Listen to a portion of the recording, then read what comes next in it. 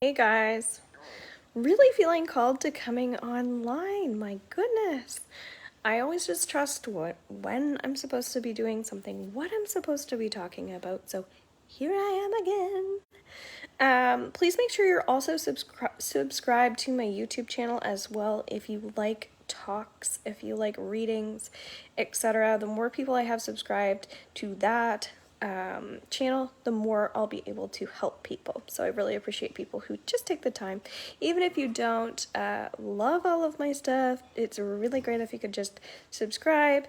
And if you love my stuff, click the bell button beside the subscribe button, and then you'll get notifications when I am on there as well. So I see somebody's watching. On my end, it says that nobody is watching right now. So I would like to know if the comments are working, because I just saw that it says that Sarah's watching, that Lisa's watching. So I am today going to talk about recharging. So if you would like me to tune into your energy and let you know if there's something you could be doing more to help you recharge, I absolutely can do that for you. So just say yes in the comments and I can tune in and give you some suggestions for how to recharge or what's going on that way. The reason why I'm using the word charge is because we're always on our phones, right? We understand the energy of charging our phones, but when it comes to us as individuals, sometimes we have a hard time measuring what percentage we're at energy-wise. So if you could see you at your absolute best energy-wise, being at 100%, feel free to also share if you tune into your own energy. And just trust your own judgment here. What percentage do you think you would be right now if 100% is at your best? And 0 is, we'll say, dead, okay? Meaning you can't even talk. Just to give you a scale. I think the majority of people with everything that's been going on lately are more on the fatigued, tired, drained, need a charge side, because there's been a lot of negativity lately, and whenever we have negative stuff that we expose ourselves to, it basically takes us down. It lowers our vibration. And whenever we hear something positive that we like, that brings our energy up. So one big thing is if you have pets, actually patting your cat, patting your dog is a perfect way to get your energy levels up. It might sound weird. You might go to the doctor and say, I'm so tired. And they'll say, well, you need more rest, or you need to drink more water. You need to start meditating, go outside into nature.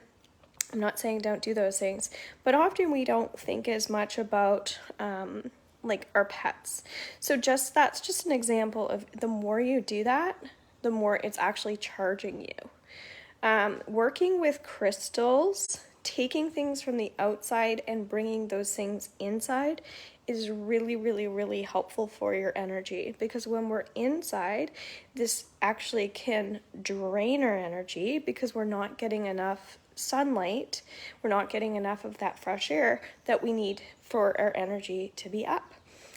So if you bring plants into the home, this can be really helpful. So the more plants you have, the better. So you want to buy as many plants as you can, bring them into your space. The only issue with plants for a lot of people is we don't have enough sunlight in our home to keep all of our plants alive. So my suggestion would be for you to have at least a room that has a lot of sunlight. As you can see, I have some sun coming in here right now, which is great, which is why I'm sitting in the house but in the sunlight. And so if you have an area in your home where you can put lots of plants and you have the sunlight, that could be a space that you go to recharge. So we don't want to hang out in dark basements, right? We don't want that basement apartment. That's icky. One good thing about cooling sensations, often why people do like to be in the basement during hot times, is cooling energy is very grounding. It's very calming. So the more calm we are, being calm isn't charging our energy, but when the more calm we are, the more motivation typically we have to go and charge our energy, right? So we want to be calm, we want to be relaxed so that we can go and charge our energy. For instance, if you go to the beach and you go for a float in the salt water, this is absolutely 100% a beautiful example of how we have that cooling sensation. We also have the benefits of the sea salt, which is very healing and therapeutic. So the more minerals we have, the more our vibration is going to go up too, right? Which is another reason why we use crystals. So you want to get as much of that stuff in the activities or in the places where you are, okay? So we like the coolness of the water, right? Very calming and grounding. We don't want to put too much shock to our body all at once either, right? So we want the coolness, but we want the benefits of that heat and the sun. So that's where things can get really complicated when we don't understand balance as much too. So we just want to make sure that we're not doing one thing too extreme. For instance, we don't want to be in the sun too long because that can also drain us, right? So we want to get a little bit of everything that we're able to get. So the beach is a perfect place to charge, but specifically in the water. So walking in the water with your bare feet can be very beneficial. We'll say with a hat. I don't know why I'm talking about all this, but with a hat on, so you also feel like you're not getting overheated at the same time. The key thing is we don't want to do anything in excess. When we do things in excess, this is absolutely going to take our energy down.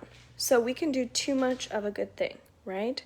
And I think that's where a lot of people also are very health conscious, but they're not really healthy. So how can we find balance with being health conscious and healthy? Right? And a big part of this is actually listening in to the moment. If I could ask right now, what would I need to charge my energy, right? I would actually have to have the ability to listen to that message that's coming in, right? So if you're completely blocked, in your head, you're an overthinker, that's going to completely block you from being able to listen to what it is that you actually need, right? Because when I can understand how much energy we have, then we can understand what our needs are. If we're not tuning in and checking in with our energy levels, then we might just do what the doctor's saying to do, like meditate, drink water, or whatever the psychologist is saying, somebody, right, is telling you. But what you really want to be able to do is know yourself well enough, know your energies, take that time to check in, and then you want to tune in to your spiritual, your intuition, and get that message of, okay, now what do I need to do to charge, to feel better, right? So being clairaudient is extremely important to listening to the intuition in order to know what it is that you need to improve your energy. So it's great if we want to listen to all these other people about what to do, as you're kind of coming on here and listening to a couple things that I'm intuitively feeling guided towards. But you really want to be able to listen in to yourself, right? So we know breathing exercises are extremely important, but as I was saying, the plants can help you breathe in the home, right? The cooling sensation of being in Mother Nature can help you tune in. So that's why I feel like we discuss nature so much, grounding so much, because we're more likely to be able to listen when we are grounded. So the grounding piece is only one aspect. The next is, okay, now, what am I what else am I supposed to be doing, right? Because you can ground for 10 minutes a day and be totally screwed up and drained and sick for the rest of the day. So yeah, we want to check things off of our list that make us feel great, like we did our meditation, we did our grounding, but we want to be able to feel that way always, not just for 10 minutes, right? When we do meditation, we practice meditation, we learn tools so that we can continue to feel that way all the time. So when I hear people saying like, oh, I did my meditation today, it's like, oh, great. But we want to be, instead of saying I did my meditation today, you could really focus on being in a meditative state all the time, right? So like and we can't be perfect at this, but ideally you want to feel like your energy's charged all the time. You want to feel like you're meditating all of the time. You want to feel like you're satisfied all the time. So again, our mindset is also very important to how we can hold a charge. When we have, say we're bipolar or something, right? We have some days where we're very positive and some days where we're very negative. And so that's happens to a lot of people, even if you're not bipolar. That could be related to hormonal imbalances, that can be related to pregnancy, that could be related to your lifestyle, the people that you're around. Like there's tons of stuff like that. So holding the charge, right? How long can you hold the charge for? And the key thing is it takes practice. It's getting to know ourselves, what we like, what we don't like too, right? Because again, I might say, go swim in the ocean. It's like, I'm scared of sharks. All right, so what's an alternative to that, right? Is it having your sea salt bath every single day, taking the Dead Sea salt stuff and all the crystals and putting in your bathtub for an hour? And instead of having a hot bath, maybe you could actually practice having a cold bath, using some cold therapy, right? A lot of people work with like ice buckets and things like that, putting ice over their head. There's just tons of different ways that we can do things. So instead of feeling limited, it's really thinking of alternatives. And I guess that's where some of the medical stuff is coming up as well, because we want to even be balanced with that, right? And a lot of people are on medications. There's nothing wrong with that. But we also want to have like alternative options. We want to be able to have like access to everything that we need, not just one thing. So when it comes to your environment, ask yourself, do I have plants? Do I have sunlight, right? Do I have open space? Because that's really important. What is the temperature like in my home? Are you getting near a lot of minerals? And then we have to think about internally, right? And also asking yourself about some of that meditation. Where are some of your blocks? Are you working on your blocks around being able to listen? So what we put into our body can lower our vibration or increase our vibration, right? So the key thing here is I just keep connecting to minerals, right? We know we don't want to overload on salt, but we also need salt in order to function, right? We know that when it comes to sugar, that we have to stay away from sugar, but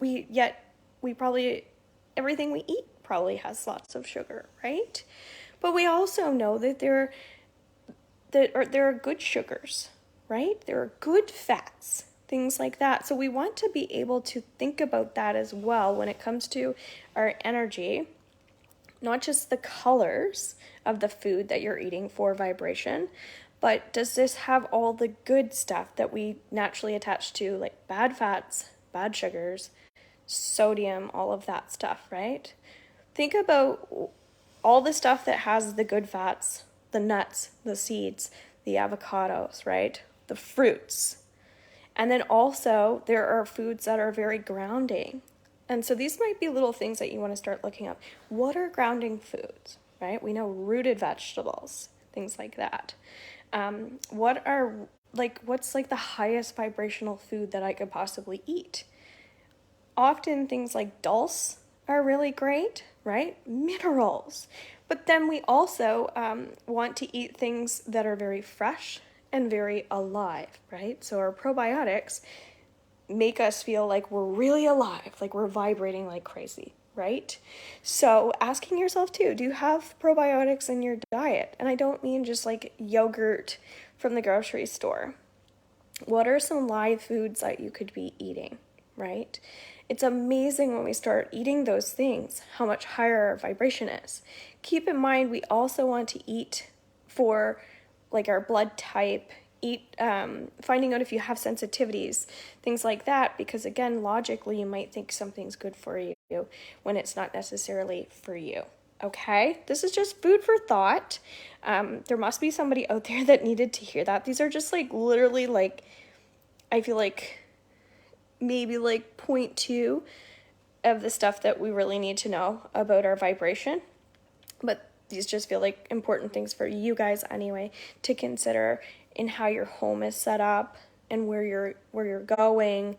Who you're around, that's a big one. And we also know how bad electricity is for us, which is why the more time we can spend outside, the better we're going to feel too. So being inside isn't the end of the world. It's what we're exposing ourselves to electricity wise that no longer makes the home that kind of like shelter, right? If we were in a cabin that like off the grid, then we don't really have that same feeling in the home. But again, just living in a big city or something, your nervous system's going to be pretty wacky and you're going to be quite tired. Very, very small things to consider. Sound healing is another great thing that can raise our vibration. Music, all kinds of lovely stuff. All right, guys, perhaps I'll talk about this again sometime. Let me know what you thought about it. Let me know what you're doing right now as well that you find is helpful for you and share it out. Bye-bye.